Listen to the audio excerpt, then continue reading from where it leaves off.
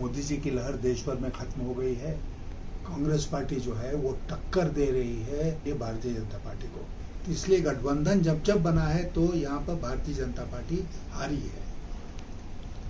जोहार साथियों, आप देख रहे हैं उगता झारखंड। आज हम आए हुए हैं हजारीबाग के डेमोटाण, जहाँ पे पूर्व वित्त मंत्री और पूर्व विदेश मंत्री और एक जानी मानी शख्सियत जो हिंदुस्तान में एक राजनीति में एक अलग पहचान रखते हैं, इनसे बात करेंगे और हजारीबाग की राजनीतिक जो स्थिति और परिस्थिति है इस पे चर्चा करेंगे और जानेंगे कि क्या कुछ इनका भी आज के हजारीबाग के लोकसभा के चुनाव में क्या कुछ इनका योगदान। सर पहले तो आपका चैनल में स्वागत। धन्यवाद जी, बहुत धन्यवाद। हजारीबाग में जो चुनावी माहौल है इसको लेकर आप क्या कहेंगे? देखिए, हजारीबाग के चुनावी माहौल को लेकर मैं एक बात कहूंगा कि इस बार कोई लहर नहीं है, कोई लहर नहीं है। 2014 में भारतीय जनता पार्टी की लहर थी, 2019 में भारतीय जनता पार्टी की लहर थी। ये पहला चुनाव हो रहा है 10 वर्षों में जिसमें कोई लहर नहीं है। मोदी जी की लहर देश भर में खत्म हो गई है, यहाँ हजारीबाग में भी खत्म हो गई है।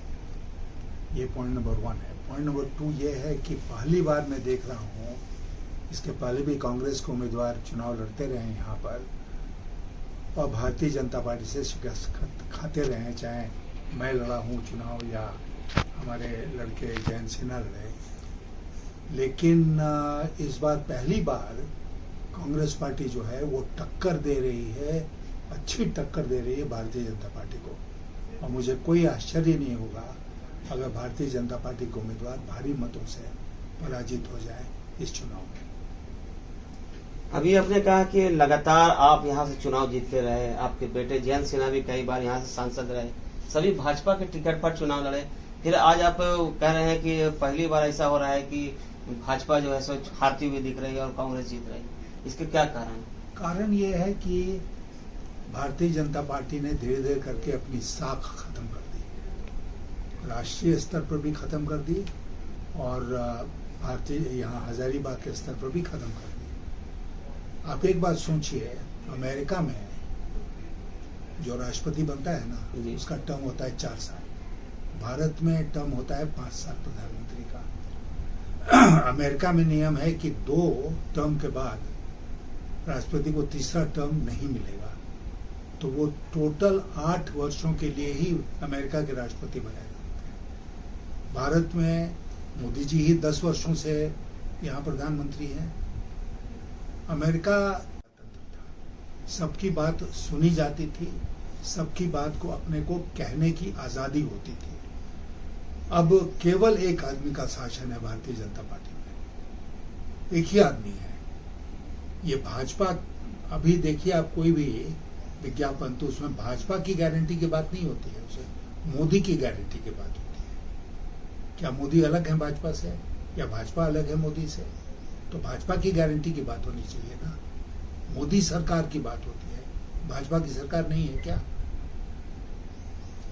जैसे अब जब आप यहाँ से राष्ट्रपति चुनाव के आप उम्मीदवार रहे तो उस वक्त भी हेमंत सरकार की एक अलग रणनीति थी और आज उसी गठबंधन से कांग्रेस लड़ रही है और आप सपोर्ट कर रहे हैं कि इसको लेकर क्या आपका नजरिया है? नहीं, कोई नजरिया नहीं है। चुनाव आया, राष्ट्रपति का खत्म हुआ, बात आई गई और चुनाव में हमें सफलता नहीं मिली। लेकिन उसके लिए मैं अपने मन में कोई प्रेजुडिस नहीं पालता हूँ। चुनाव से पूर्व भी गठबंधन था, आज भी गठबंधन है, इसको लेकर क्या कहेंगे? इसको लेकर मैं यही कहूंगा कि एक बहुत मजबूत गठबंधन इस बार बना है। पहले भी झारखंड में गठबंधन बने हैं और मैं एक उदाहरण देना चाहता हूं आपको।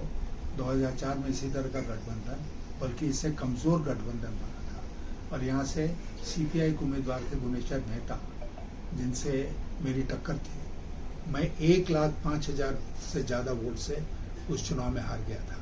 देश का विदेश मंत्री था मैं, फिर भी मैं चुनाव हार गया यहाँ पर। क्यों?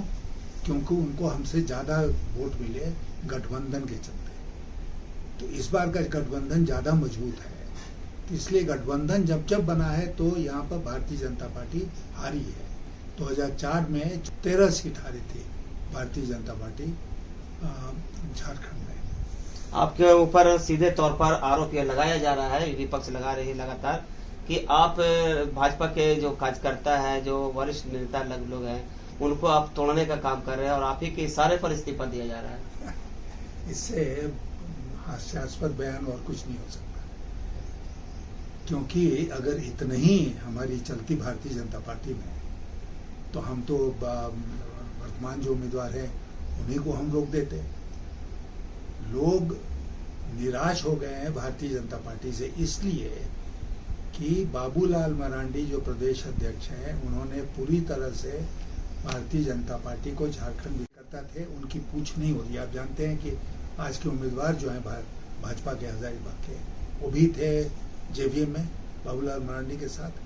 तो पुराने भाजपा कार्यकर्ताओं को ट्रस्ट नहीं करते हैं, उन पर भरोसा नहीं करते हैं, तो उससे निराश होकर भारतीय जनता पार्टी के लोग छोड़ रहे हैं पार्टी।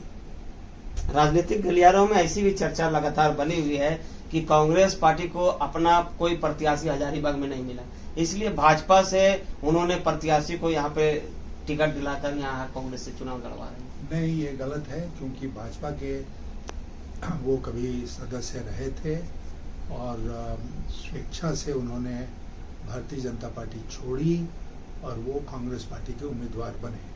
कोई बच्चा नहीं है आज राजनीति में कि उसको ऐसे कर दिया, लॉलीपॉप दिखा दिया तो इधर से उधर हो जाएगा, ऐसा नहीं है।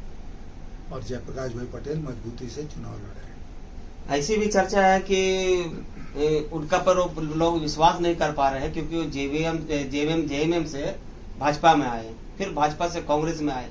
ऐसी भी चर्चा है कि वापस वो जा सकते हैं, चुनाव का जो परिणाम आएगा उसके बाद। ठीक उसी प्रकार की चर्चा जो भाजपा के उम्मीदवार हैं उनके बारे में है। कुछ जेवीएम के थे, जेवीएम से भाजपा में आए हैं।